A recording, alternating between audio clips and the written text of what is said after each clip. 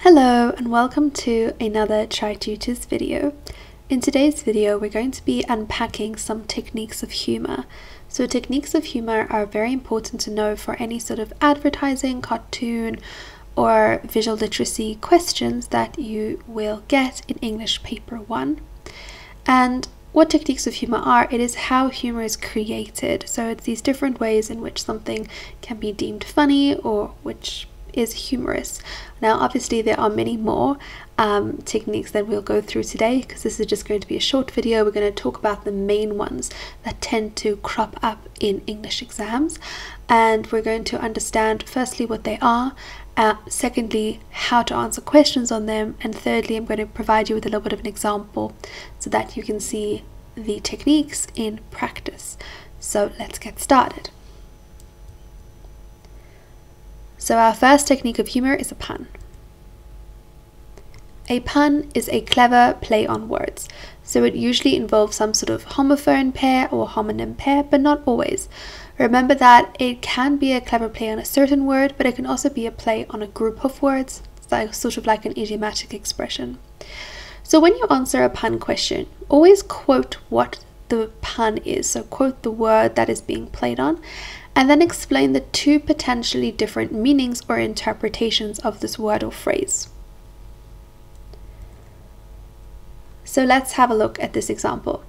I make horrible science puns, but only periodically. So in my answer here to explain the pun, because they'll say explain the humour, then you'll have to say it's a pun on the word whatever, or they might say explain the pun, and then you'd say it's a clever play on the word. So I would say this pun is a play on the word periodically, and I'd quote periodically. In this instance, periodically can refer to the fact that this person makes science puns occasionally or sometimes. But the use of periodically can also refer to the periodic table, which is a scientific table which links to science puns. Here's our next example. I really like this example. What did the calculator say to the student? You can count on me. So here in my answer I would say, well, the pun is on the phrase you can count on me, or that's actually more of a sentence, and I would explain that the first meaning could mean that the calculator is saying that you can literally count numbers on it, but the figurative interpretation or the associated meaning, the other meaning is you can count on me, which means that the student can trust the calculator. Moving on, we have sarcasm. Sarcasm is when the opposite of what is said is meant with the intention to insult or mock someone. So in writing, we can often identify this when they use inverted commas. So obviously there's numerous reasons to use inverted commas, but when inverted commas are used, one of the things that you need to look out for is if it's being used to showcase a sarcasm. So in your answer, you always want to show the difference between what was said or written and what was actually meant, and how this is an insult to the person who it is directed towards. So if we have a look at this example from Friends, Joey says, "You didn't cry when Bambi's mother died," to which Chandler responds, "Yes, it was very sad when the guy stopped drawing the deer."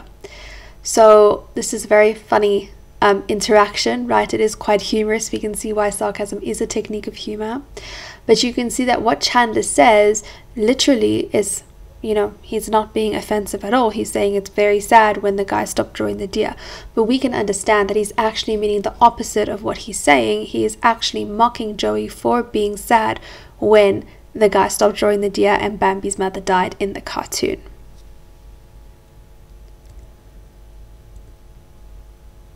The next one we need to look at is verbal irony. And this is very similar to sarcasm, so this is where I can get a little bit tricky. But verbal irony is when the opposite of what is said is meant. So when you say something but you mean the opposite. Do you see how sarcasm had this underlying intention of insulting someone, whereas verbal irony, that's not the case. So in your answer, you always have to show the difference between what is said or written versus what is actually meant. So you must say, well, this is what is said, but it is actually implied the opposite. This is a really good visual to understand the difference between verbal irony and sarcasm. So verbal irony, nice weather we're having. As you can see, she's being ironic because she's saying that there's nice weather and clearly it's really not nice weather. So she's meaning the opposite of what she says, but as you can see, she's not insulting anyone. And he responds, yeah, I might hit the beach later. Also an ironic comment on the weather. Whereas we have sarcasm, man, I'm soaked through my t-shirt. And then we have the sarcastic response, yeah, way to wear a raincoat, genius. So here he is insulting her by saying the opposite of what, by saying the opposite of what he means, or meaning the opposite of what he says. Another kind of irony which does crop up in visual literacy, and you don't really have to classify it as verbal irony or situational irony. They're typically not strict about that, but the reason why I'm classifying them differently here is that you can understand what to look out for. So you can look out for the words, the opposite of what they mean, but also for the situations. So situational irony is when the opposite of what is expected occurs. So in your answer, you always have to show, okay, this is what was expected to happen, and then use words such as however or but to indicate the opposite actually happened or something different to what expected occurred. So this is an example of situational irony. So what I would say my answer here is this is ironic, and it creates humor because this is a fitness center or a gym, so it is expected that those who are going to the gym want to exercise and therefore would take the stairs, but instead these people take the lazy option and they take the escalator up to the gym. Do you see how what we expected of the people is different to how they actually behaved? And lastly, satire. And satire comes at the end of the presentation because it combines a bunch of the different techniques that we've used with a specific intention. So satire is the use of wit, irony, and humor to mock a serious situation in order to draw attention to it. So in your answer, you always want to indicate that you've understood what the serious situation is and what technique of humor has been utilized, how has humor been created to make fun of the serious situation. But always keep in mind that satire, the intention of satire is not just to make fun of the situation, but it's ultimately to draw attention to the severity of the issue in a unique way. So let's have a look at this example.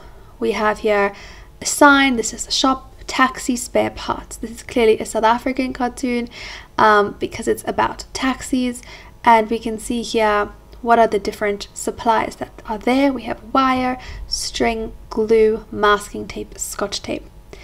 And initially when we see this, we laugh because it's quite funny, because we're used to seeing taxis on the road with all these different makeshift repairs to the vehicles. And so initially it's quite funny, it's unexpected. Remember, humor usually comes from something that's unexpected.